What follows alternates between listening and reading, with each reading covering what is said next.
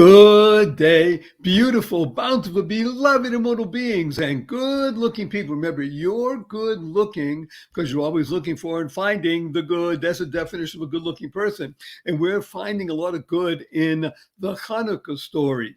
We've been discussing what it isn't. It's not the Jewish equivalent of Christmas. It predates that holiday by a couple hundred years, and it celebrates both freedom and light. So tonight we're going to talk about the light because we already discussed about the freedom, whereas a small band of one family, a father, Mathisyahu, whose name is Matthew in English, and 5 sons, put together a guerrilla army and were able to fight against and overcome and beat the largest, most proficient military force in the area at the time. And now what happens? On the 25th of the month called Kislev, which is usually occurs in the winter time. This year, the year of 2021, it's occurring in the early part of December, runs 8 days. Thank God, the successful Maccabean force, unfortunately, the father had been killed and two of the sons, but they were able to go back into Jerusalem, the capital city of the country of Israel, as it is to this very day, and to go back and to rededicate the Holy Temple. Now, to put things in perspective, just going to give it a minute, the temple in Jerusalem stood where today the Wailing Wall, the Western Wall is. That's one small part of a very large complex. And there was no such thing as an Al-Aqsa Mosque because there was no such thing as a Muslim, or Islam didn't exist until the year 622 of the Common Era. So not for hundreds of years. And the glorious Holy Temple stood there.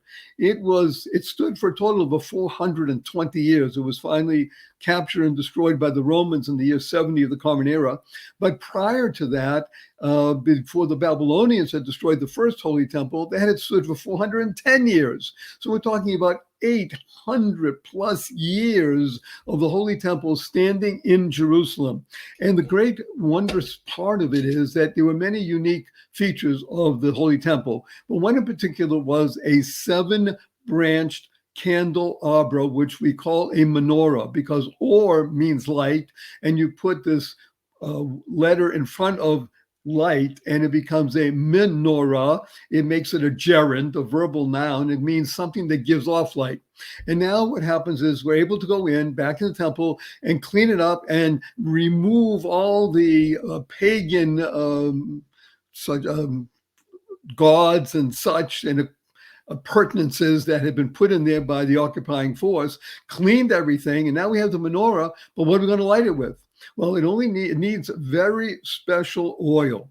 It was oil that had been filtered a number of times. It's olive oil, and the olive oil that is made in the country of Israel is one of the 7 major benefits of the land of Israel: oil and certain kind of dates and figs and pomegranates and wheat and barley.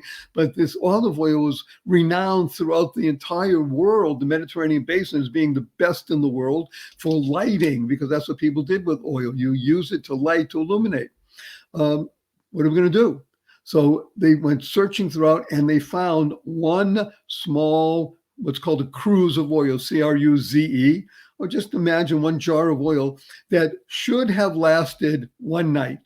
The ability to light one time in the 7-branched candelabra, the menorah, was sufficient. Let's do it. We haven't done it in years because of the occupying force. They cleaned everything up, put the oil in, and the Kohen Gadol, which is called the high priest, but think of it as a Jewish priest, not a Catholic priest and such. It's a very different kind of situation.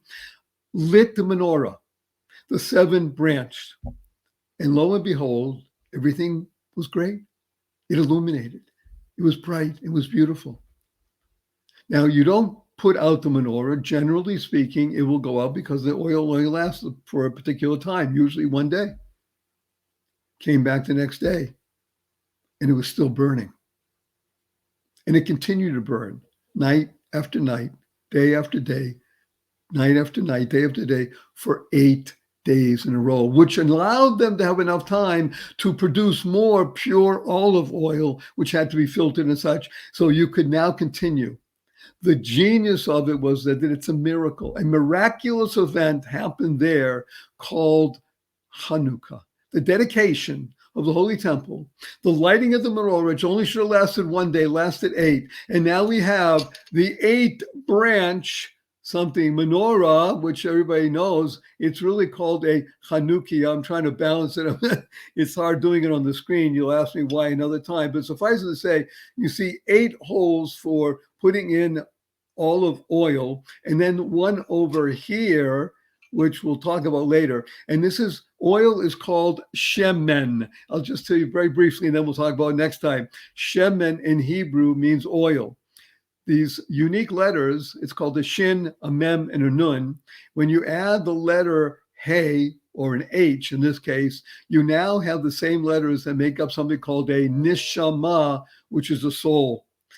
A flame burning in the physical world is like your soul on fire. That's the genius of Hanukkah. So our blessing to you is go forth, live the blessing, spread the seeds of joy, happiness, peace, and love.